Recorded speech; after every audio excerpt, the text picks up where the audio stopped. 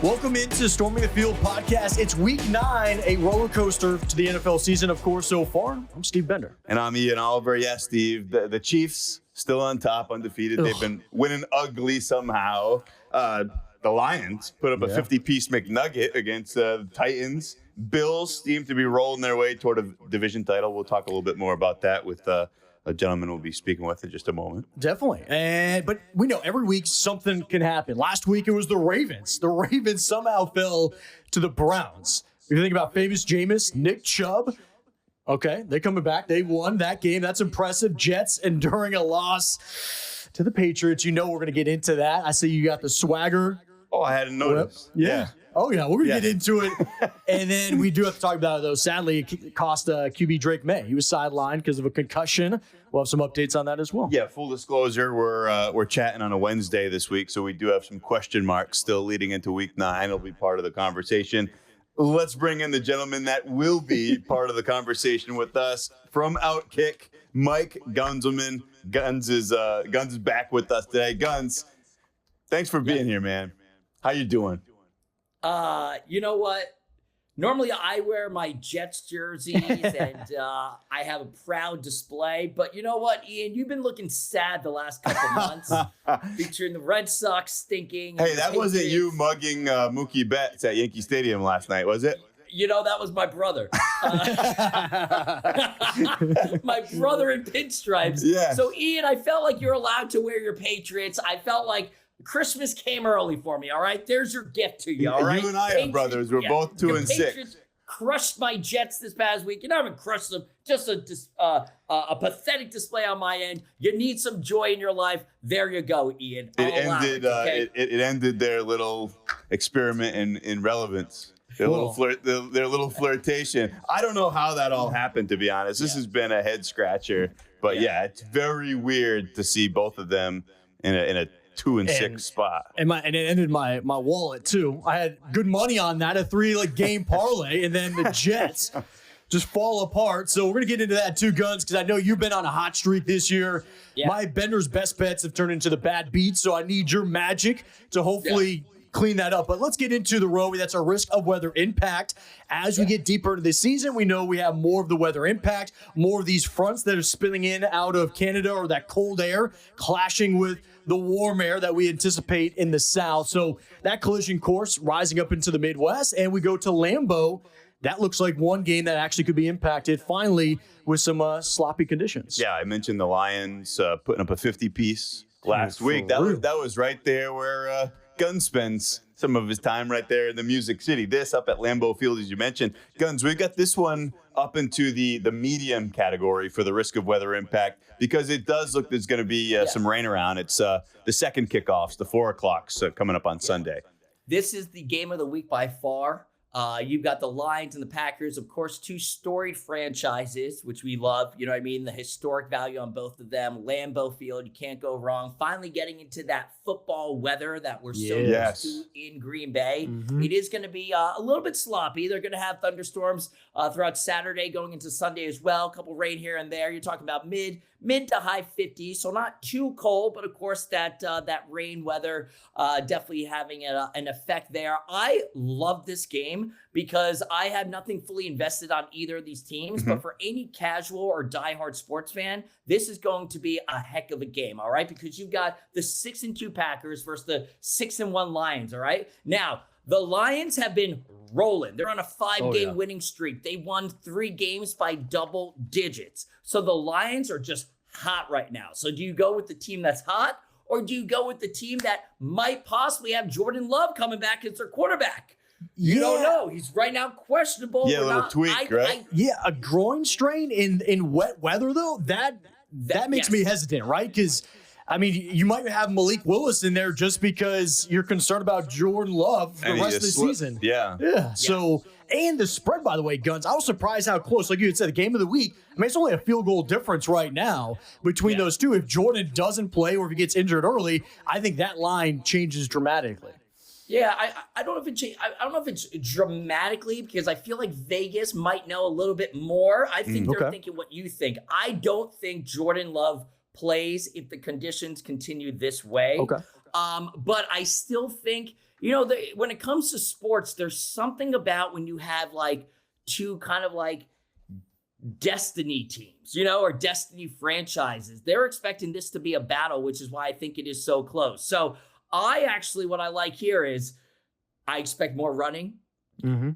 Obviously running there. I love Gibbs from the Lions right here. I think you go anytime touchdown with Gibbs. I mean, he's electric. Balling. Yeah. I mean, Guns, this could be a scenario where these two teams might get 2 touchdowns. Yeah. These teams might see each other again much later in the year, right? As we're into the postseason. Yeah. I do expect a close game here. But I do like, Josh Jacobs, the running back for the Packers, think he could get one. But my best bet would be Gibbs anytime touchdown.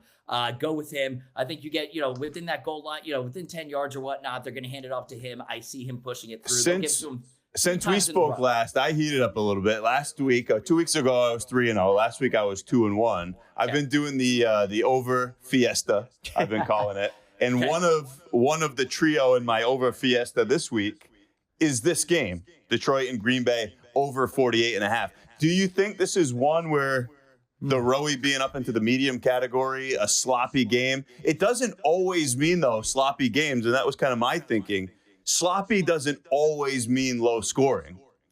Right. No, you're right, because sometimes it could just be a slop fest, if you would. You know what I mean? I actually do like the over here. I'm not always a big fan of overs, but I think that Vegas is kind of trending downward. So I think they're goading people into taking the under. I do like the over here because what you get when you have weather like this is sometimes you'll chuck the ball downfield and you're going to pass interference. Yep. And I could see that. Yeah, I could see that happening a lot more. You know what I mean? Especially like if you're trying to scramble, you'll get more flags, holdings, all sorts of things like that. So I actually do like the over here, my friend. So all right. I don't like agreeing with you because of the sweater you're wearing. Yeah. But when it comes to money, I want the viewers to win some money. There we go. Man of the people. Steve is the one that said the Darnold jersey is a humiliation ritual. Yeah. It was not me. Yeah. Full disclosure. Darnold Jets. I need to clarify because Darnold is dialed in this year. True. Before I came on live with them for the listeners and viewers out there, I was connected, and they were talking trash about me in my Jets jerseys. Not you, your Jets. It's very different. Jets, It's very different. Look, I was just salty with the Jets. They lost me money and they lost a lot of the city hope. All right, we need that. Let's take a look. The other game that we had. Before we leave that, I wanted to make the point. Yeah. I think it was our first episode when we spoke with Melvin Gordon III. My rationale there, he said in a sloppy game, Gunz pointed out the running back. These are slashers, great running backs in this game. He said, I know where I'm going, and the tackler doesn't. So in a sloppy game, sometimes you could take one of those to the house. I mean, and Detroit might get you the over just themselves, dude. They've been throwing up some serious numbers. When you look at the last 5 games, it seems like they're averaging 30 to 40 points a game. I think it was 53 last week. They already got 50. So they cleared you. I like it too. Let's take a look at the other game. We had the temperature forecast for Seattle, 53. Yeah, right? It's not bad taking it out there. But last week at Lumen Stadium, we did have some rain. That impacted the game, right? Josh Allen, I believe, struggled a little bit. Didn't he fumble? He had one fumble. He had one fumble there. I think that contributed to it. We go back to Lumen. It looks like right now it's trending towards the dry side, but there is that potential for some showers there in the Pacific Northwest. Again, we are recording this on Wednesday, so we are far out from this event, but just something to kind of keep an eye on. I think the Rams, though, showing signs of life again. They got some of their receivers back. Yeah, Gunz, both of them. Puka's back. He was killing it last week. Cooper Kupp got in the end zone. What do you think in this one? First of all, I love the name Puka. It's a great name. Like, I really do. It reminds me, did you ever have like the Puka shell necklaces? Oh, yeah. That's an official uniform of 2004. Yeah, you can't go wrong with it. Yeah. And like the hemp necklaces. Yeah. You know what I mean? Yeah. So I think just because of the nostalgia aspect, I think we go with the Puka anytime touchdown. Okay. He didn't get in last week. He was up over 100, so he's due. Yeah. I feel like he's due, but you are right. The Rams right now could be vying for a potential future playoff spot. They've definitely turned things around. They're excited to get not one, but 2 of their wide receivers back. Seahawks, Geno Smith, he is going to have a bounce back game because, I mean, 2 weeks ago, they played great. Last week, not so Terrible. well. DK was out, though. DK was out.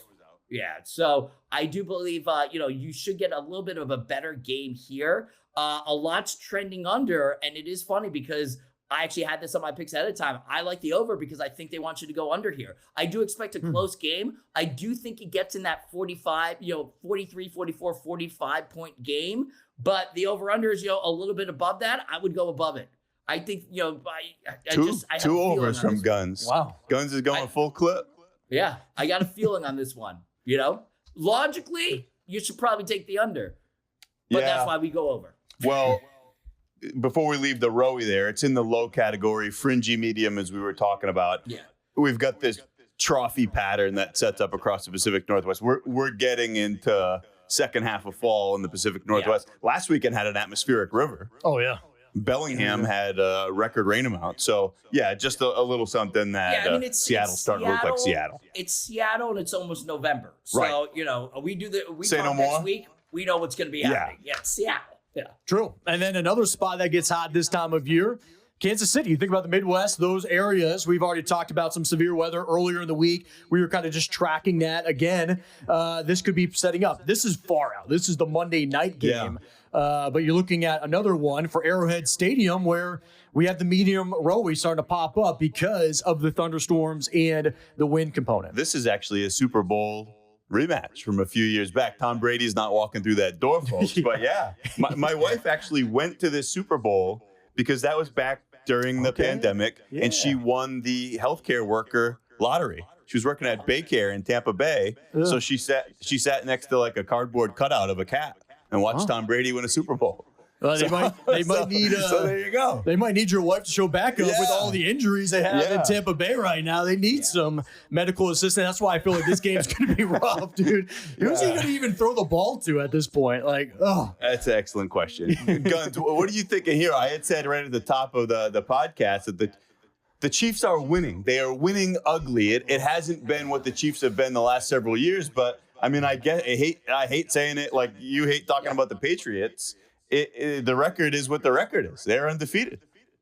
Yeah, the Kansas City Chiefs are so infuriating and frustrating. I'm so over them. I'm tired of them going to the Super Bowl. I love Taylor Swift, but I'm just tired of Taylor Swift and Travis Kelce. I'm tired of them continually there year after year in the Super Bowl, especially when this year they've had some garbage victories. Where in the past, they've had some clear-cut, dominant victories. Now they're just scraping by sometimes, and that makes it even more frustrating. And some friendly flags. Oh, yeah. From the Crews. We've seen a couple of those. Yeah, I feel like the Chiefs are almost like the Cowboys of the 90s, where unless you're a fan, you hate them. You know what I mean? I feel like a lot of people just don't like them. So to be fair, though, that's what winning does. Yeah. Cowboys won a lot in the 90s, and people... Well, I mean, the Patriots, too, when they had their dynasty run, a lot of people hated them. Of course, you felt that. Yeah. One thing to note about that, Rowie, too, there are thunderstorms in the area. Remember the very first game of the season. They had that 40-minute delay because of thunderstorms. It's the only thing that will really delay a game. Yeah, it was the first game of the season, I believe, even Chiefs here in Week 9 now, only delay. Yeah. But it is interesting. So I was in Nashville earlier this week. You're talking about the weather. It was 80 degrees in Nashville. So you're talking about that Kansas City weather. Thunderstorms are definitely due because of just how hot it's been and how humid. People in Yankee Stadium are wearing winter coats, and then down in Nashville wearing t-shirts. So it does really show that there's definitely been a dichotomy of different temperatures there. Listen, as much as I would love the Buccaneers to win, the Chiefs. I mean,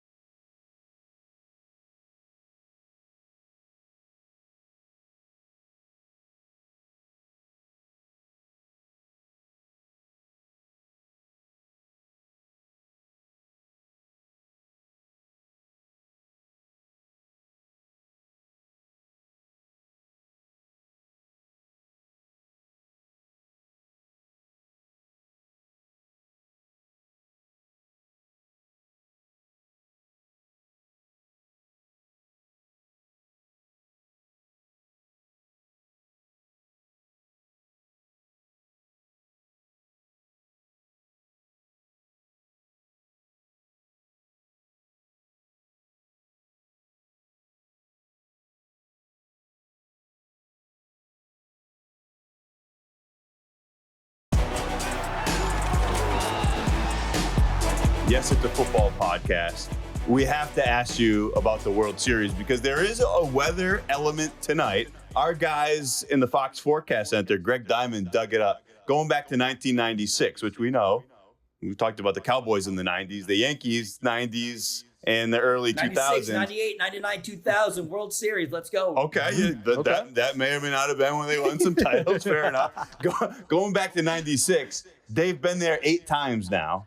So that's all. You figure that a series is 7 games, at least at the very minimum, 2 games in any World Series at both parks. Mm-hmm. This has the potential to be the warmest first pitch tonight in a Game 5. It's going to be close to 70 degrees at first pitch as we're working on through the Fall Classic. You guys have Garrett Cole back. We've been talking a lot about the documentary. I gave you jokes the other day on Fox Weather. Everyone was talking about 04. Kevin Millar, he said, don't let us win one. Well, the Yankees won one last night. Garrett Cole's back on the bump tonight. It's warm. What do you think, Gunz, knowing that this is going to air on Friday night? Like a Yankees We're recording this on Wednesday. Game 5 is tonight. Well, what do you think? I want everyone to tweet me at the Gunz Show with a Z. It's my last name, Gunz. And I want you, when you watch this, when you listen to this on a Friday, that you tweet me and congratulate me and call me Nostradamus and call me whatever you want. Because guess what? I am guaranteeing with a capital G that Garrett Cole with a capital G wins it for the Yankees. Boom. And we'll be down by 1 game, 3 games to 2. We take it back to LA, and then you don't know what can happen. Let's go. Yankee Stadium tonight. Good. You know what? I hope it's hot. Because why? Because the Dodgers are going to be sweating. Not only because of the weather, but also because Garrett Cole is going to be throwing 98 degrees down their freaking throat. So let's go Yankees, all right? Let's go. The bats have warmed up. Gunz is spitting. Like maybe there's life here. Yeah, you start thinking and questioning it. I agree with you. I think this is a big momentum type of game. Like you said, the bat's heating up. That was the problem with the Yankees early on. They just could not capitalize. Either it was just a home run, and that was it, and then they were just dead silent. But now you create that momentum, you come back to L.A., yeah, things are starting to heat up. More than just the temperatures. And exciting. I think we should get into the rest of the best of the rest when we look at the Week 9 lineup of everything, taking it out to Buffalo, Miami, and Buffalo. This is actually a game that I put one of my best bets on. But overall, I think minimal impact, thankfully, for the Rowie. Yep, we've got that in the low category. I'm actually going to be in Cincinnati this weekend. I was looking at tickets. Raiders playing the Bengals, 1 o'clock. Probably pretty cheap. 70. Yeah, it was still like a hundy. Okay. To get in it's tough, yeah. I guess the Raiders? Yeah. Right. Yeah. And then you got the Chargers in Cleveland, 60 degrees. Breezes, that could play some factor in that, probably That ain't not. stopping famous Jameis. All right. No. I can't wait for those interviews. The gunslinger. Let's go. He said the sky is the limit. Wait, not the sky, probably the moon, because we went to the moon. So you get something great out of Jameis every week. Yo, did you hear his pregame speech? He's like, yo, we do this for the name on our helmet. Wait. We don't have any names on our helmet, but we do it for it. It's just a brown helmet. Yeah. We're calling them Jameisms. Yes. Jameisisms, you know? Yeah. So, after what you saw, I wanted to get you for this one, Gunz. New England going to your part-time home, the Music City, take on the Titans, 80 degrees. Rowie is low. Based on what you saw last week, if Drake May plays, how does that game go? I mean, I'm supposed to be objective here. Yes. Listen, all I know is I'll tell you what, the Titans are such a disaster that every week it feels like they can't lose. It's like, I don't know if the franchise ever recovers if they keep losing. But the thing is, they keep losing, though, and they just continue to play awful. So the Patriots, listen, if I'm the Patriots, and like you said, you can get that going. You come up that rivalry victory over the Jets, close game at the end. It was a really good game. It was. Yeah, and so you would hope that would be a momentum changer. But then you look at the Patriots roster, and they still have the worst roster in all of the NFL. So I don't know what to tell you. The Titans need this. Here's the deal. The Titans need this victory a hell of a lot more than the Patriots do. Let's be honest. Yeah.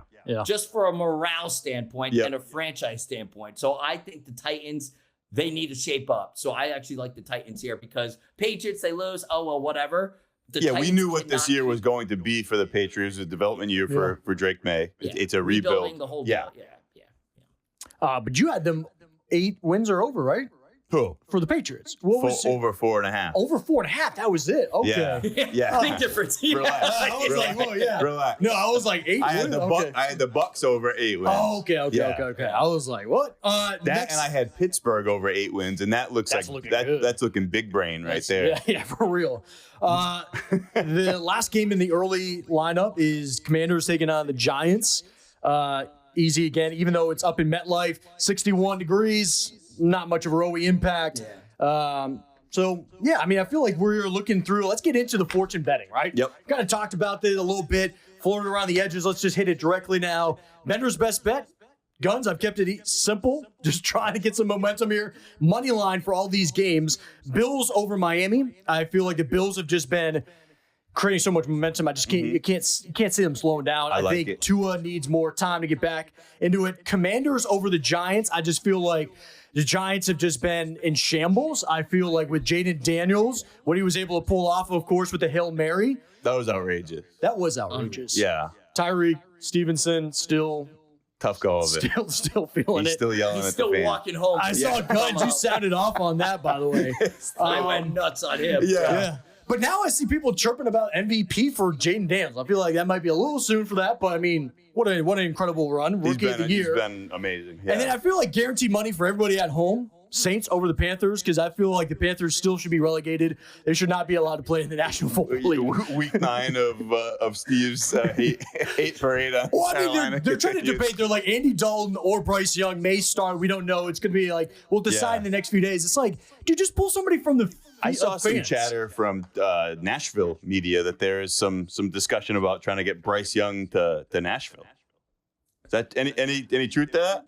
I wouldn't be Sounds surprised. excited. I mean, Yeah. we just talked about the fact that they need all the help that they can possibly get. Right. So I will say this: you just had the Ravens just acquired another Pro Bowl wide receiver. Yep. I mean, the Ravens are just, yeah. they just picked up Devontae. Like, I mean, they are just, it's nonstop with the Ravens. I picked them plus 600 before the year started to win the whole thing. I think Okay. plus 600 to win the Super Bowl. I picked them once they picked up Derrick Henry. I think the Ravens are just going to be, I mean, they're just nonstop. They do have a big game this weekend. They're home against the Broncos. Both have identical records. So Bo something Nix has there, been but, playing I mean, well. The Ravens are just, they got Deontay Johnson, a Pro Bowl wide receiver. He's going for their third option. Right. I mean, it doesn't stop. Yep.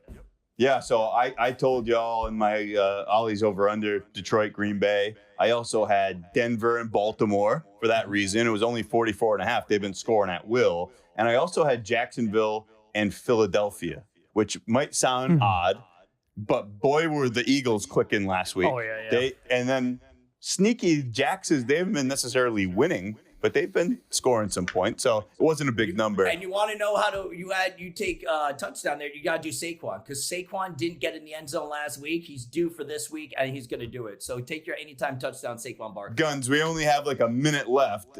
What's Gunz's best bet? You gave us a few. I know it's very early. Is there anything you just love about week 9? Yeah, I love Saquon anytime touchdown. I love Gibbs anytime touchdown. I like those two probably the best. And then I like the Yankees to win in 7. Let's go. That is a great way. For your sake, after what happened with the Jets last weekend, I could allow it in my heart. And I know Gunz was upset that I said that, I did pick the Yankees to win the series because I think that lineup is fantastic. Yeah. For Gun's sake, for my boy Gunz, I could stomach it, I suppose. Always great to check in with you, man. We'll talk to you soon. Remember that you can listen to Storming the Field every Friday during the football season, wherever you listen to your favorite podcasts. Plus, get the latest on big game forecasts and weather news by watching Fox Weather at your favorite TV device. And, of course, you can follow us on social media. I'm at Weatherbender. And I'm Ian Oliver, WX. We'll see you next time right here on Storming the Field. And, of course, in between now and then on Fox Weather.